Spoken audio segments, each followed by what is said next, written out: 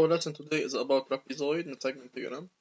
In this part, we'll talk about mid-segment theorem in a triangle and the converse of this mid-segment theorem, and we'll do an application. First, mid-segment theorem in a triangle. If we have a triangle ABC and such that D and E are the midpoints of the sides AB and AC respectively, also given BC equal 9 cm. What is the mid-segment theorem?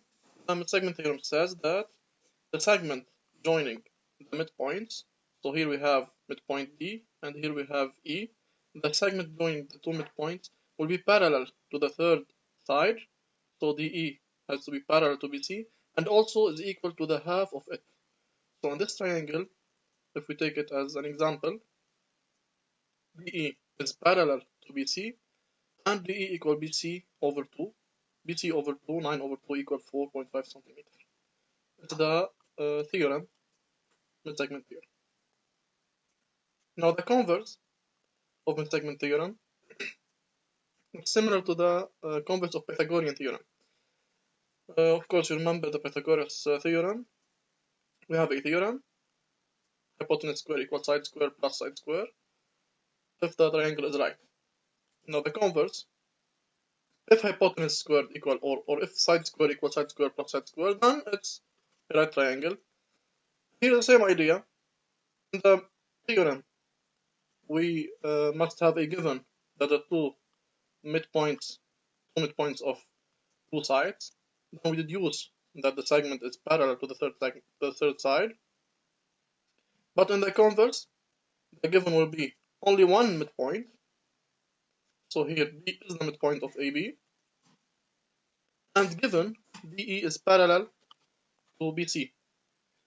So we don't have two midpoints. We only have one midpoint and parallel segment. So D midpoint of AB and DE parallel to BC.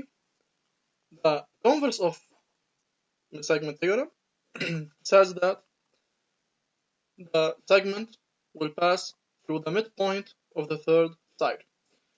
So if we have a midpoint and we have a side or a line parallel to the second side, this line will pass through the midpoint of AC, the midpoint of the third side. Okay? Theorem, two midpoints, we deduce that we have parallel. Converse, one midpoint and parallel, we deduce that we have the second midpoint. So here, the segment passing through the midpoint of a side of a triangle and parallel to the second side will intersect the third side at its midpoint. In this example, E is the midpoint of AC, and of course, DE equal BC over 2. Application. This triangle ABC, given the midpoint of AB, also DE is parallel to BC, and the measures of AC and BC are given. We must prove that E is the midpoint of AC, and we must find the measure of DE and AE. First, in this triangle, since D midpoint of AB and DE parallel to BC, then E must be the midpoint of AC according to what? According to the converse of mid-segment theorem, as before.